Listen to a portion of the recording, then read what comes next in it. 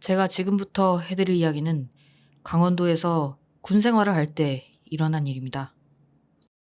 때는 무더운 여름, 눈 뜨면 일만 하는 일병 때였습니다. 아, 더운데 비나 좀 왔으면 좋겠지 말입니다. 야, 이 새끼야. 재수없는 소리 하지 마라. 그런데 비가 왔으면 하는 제 말이 시가 되었는지 다음 날부터 장마가 시작되더라고요. 하지만 그해 장마는 하늘에 구멍이 난 것처럼 너무 쏟아져 버려서 부대 인근 마을에 심각한 홍수 피해가 났었습니다. 떨어지는 비를 막을 수도 없고 집, 차, 사람 가릴 것 없이 비가 모든 것을 다 쓸어가 버렸습니다. 그 와중에 몇몇 마을 분들이 살아남았다는 게 신기할 정도였습니다.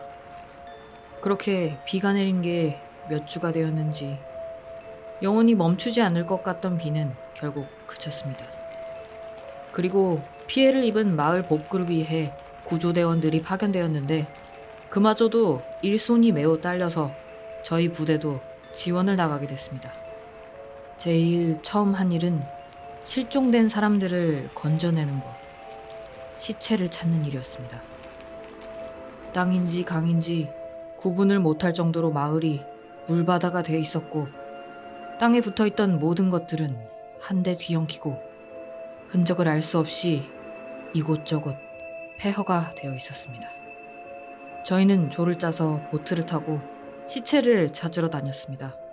저는 박 병장님과 같은 조가 되어 열심히 노를 젓고 돌아다녔습니다. 하지만 물바다가 돼버린 그곳에서 시체를 찾는 일이란 정말 쉽지 않았습니다. 같은 곳을 찾고 또 찾고 그리고 그때가 한 4일째 되는 날이었던 것 같습니다. 동네가 시골이라 잡초들이 너무 많아서 시체를 찾는 일 외에도 잡초도 일일이 제거하는 작업을 하고 있었습니다. 그런데 그때 저 앞쪽에 잡초라고 하기에는 너무 까맣고 흐느적거리는 무언가가 물 끄트머리 쪽에서 둥둥 떠 있었습니다. 정말 이상했던 건 잡초는 보통 나무나 어딘가에 붙어 있거나 다른 부유물들하고 엉켜 있든지 하는데 그 검은 무언가는 너무 어색하게 다른 부유물들과 떨어져 있었고 잔잔한 물 수면이 움직이는 것에 맞춰 아주 천천히 물 위를 둥둥 떠다니고 있었습니다. 뒤를 보니 박 병장은 누워서 자고 있고 깨울까 생각했지만 괜히 아무것도 아닌데 깨우면 또 나만 혼나겠다 싶어 일단 좀 더 가까이 가보기로 했습니다. 그렇게 조금씩 가까이 다가갔고 그러다가 등골이 오싹해졌습니다. 저건 잡초가 아니다. 머리카락이다. 가까이 갈수록 확실해졌습니다. 저는 결국 자고 있던 박 병장을 흔들어 깨웠습니다. 박 병장님, 박 병장님, 아, 왜? 제가 지금 시체를 발견한 것 같습니다. 개소리 하지 마라. 아닙니다. 제가 보기에는 확실합니다. 아, 씨발. 아니면 닌 진짜 뒤질 줄 알아라. 어딘데? 전 노를 들어 그 위치를 가리켰고 그 검은 잡초를 한참 보던 박 병장은 일순간 표정이 일그러졌다가 이내 아무렇지 않다는 듯한 표정으로 말했습니다. 야, 저거 시체 아니다. 제가 보기에는 시체 같습니다. 세상에 검은 잡초는 없지 않습니까? 네가 뭘 아나? 아니니까 신경 쓰지 말라고. 아닙니다. 그래도 한번 건져보는 게... 내가 아니라고 몇 번을 말하노. 내가 안다고, 새끼야. 그냥 빨리 가자. 아니 그래도 진짜 시체면 어떡합니까? 야, 이 씨발 새끼야. 내가 그냥 가자면 가는 거지. 뭔 말이 그래, 맞노? 박 병장은 제 뒤통수를 때리며 큰 소리로 욕을 내뱉었습니다. 아니, 시체를 수색하고 있었으니까 시체 같은 게 있으니 그냥 건져나 보자는 건데 갑자기 저렇게 화낼 일인가? 하지만 일병이 무슨 힘이 있겠습니까? 병장이 가자면 그냥 가야죠. 근데 뭐 저라고 시체를 발견하는 게 절대 좋을 리가 없었습니다. 그래, 차라리 잘 됐다 생각하고 그대로 돌아가서 집결지로 복귀했습니다. 너무 일찍 복귀한 탓에 집결지에는 아무도 없었고 다른 사람들을 기다리고 있었는데 박 병장이 다가와서 갑자기 사과를 하는 겁니다. 야, 아까는 욕해서 미안했다. 아까 그거 진짜 별거 아니니까 신경 쓰지 마라. 예, 아, 새끼 진짜. 뭐 네가 정 찝찝하면은 절대로 네가 직접 하지는 말고 이따가 구조대원들 복귀하면 그 사람들한테 같이 확인해 달라 해라. 절대 네가 혼자 하지는 마라. 알겠나? 말할 때 욕을 안 하는 게 이상할 정도인 욕쟁이가 그깟 욕한 걸로 미안하다고 사과까지 하다니. 그리고 얘기하면서도 안색도 뭔가 창백한 게 표정도 굳어있고. 애초에 저는 별 생각을 안 하고 있었는데 또 그 얘기를 들으니까 갑자기 저희가 모른 척하고 두고 왔던 그 시체가 누군가의 자식이거나 부모일 수도 있겠다는 생각이 들어 죄책감이 심하게 밀려왔고 박 병장의 말대로 구조대가 오면 말하기로 했습니다. 저희가 얘기를 하는 동안 나머지 부대원들과 구조대원들이 차차 복귀했고 구조대원들이 모여서 담배를 피우고 있길래 저는 아까 본 검은 잡초 얘기를 전달했습니다. 그랬더니 한 젊은 구조대원이 위치가 대충 어디냐고 묻더군요. 그래서 저는 그 위치를 자세히 설명해 줬습니다.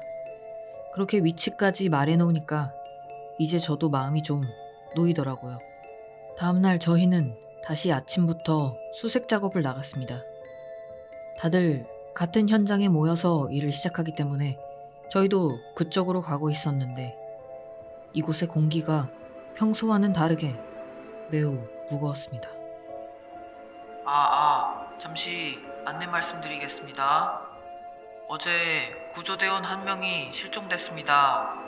수색도 중요하지만 안전사고에 매우 유의하시면서 작업을 진행하시기 바랍니다. 이상입니다. 갑자기 들려온 방송을 들으니 무섭기도 하고 마음이 착잡했습니다.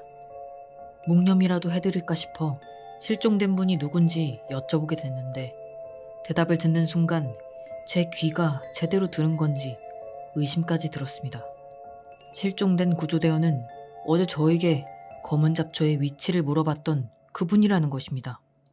어제 분명 같이 담배도 피웠는데 웃으면서 얘기도 나누고 검은 잡초 얘기도 해드렸는데 그분이 실종됐다니 실감이 나지 않았습니다. 뒤를 돌아보니 박 병장이 저에게 다가오고 있었습니다. 박 병장님, 어제 제가 위치를 알려준... 왜 이러십니까? 박 병장은 갑자기 제 팔을 확 붙들더니 저를 질질 끌고 사람이 없는 곳으로 데려갔습니다. 그리고 엄청나게 하얗게 뜬 창백한 얼굴로 저에게 말했습니다. 야, 니 어제 그거 그거 말씀이십니까? 그 시체 얼굴 봤나? 아니요, 그 머리카락 같은 것만 봤습니다. 맞지? 얼굴은 안 보이고 머리카락만 보였지? 맞습니다. 근데 박 병장님은 시체가 아니라고 하시지 않았습니까? 왜 그러십니까? 박 병장은 잠시 뜸들이다가 입을 열었습니다. 사실 우리 집안이 무당 집안이다. 우리 할매, 고모 다 무당이다. 그래서 평소에 굿도 많이 하고 그런다. 내가 고등학교 때 친구들이랑 물가에 놀러 가려고 하는데 할매가 내를 붙잡고 한 말이 있거든. 뭐였습니까? 물에서 놀다가 거뭇거뭇한 게 보이면 절대 건드리지 말고 꼭 도망가라고. 아무리 그래도 저희는 지금 시체 찾으러 나온 거 아닙니까? 씨바. 아니 그러니까 잘 생각해봐라. 그 시체가 죽어있는 모양이 말이 안 된다 이가. 사람 시체가 죽었는데 어째 물속에 일자로 서 있을 수가 있노. 하다못해갖고 손이나 발이라도 둥둥 떠 있어야 하는 거 아이가. 근데 네가 본 건 머리카락만 보였다며. 아, 네. 그럼 그건 뭡니까? 임마 이거 진짜 모르네. 그거 물귀신이다.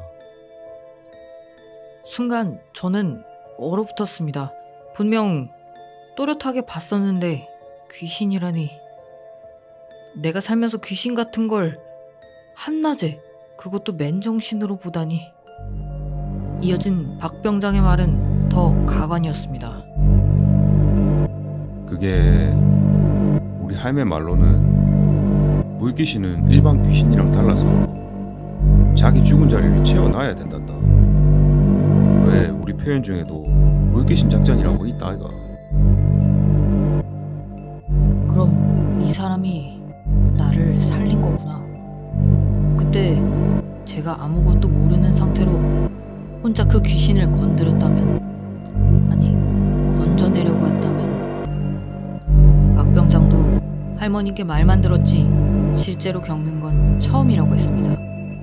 그래서 어제는 말을 못하고 얼른 가자고만 했던 건데, 어제 미치를 물어본 대원이 실종되니까 자기도 너무 놀랐다고 하더라고요. 그 후 며칠을 넋이 나간 상태로 있었던 것 같습니다.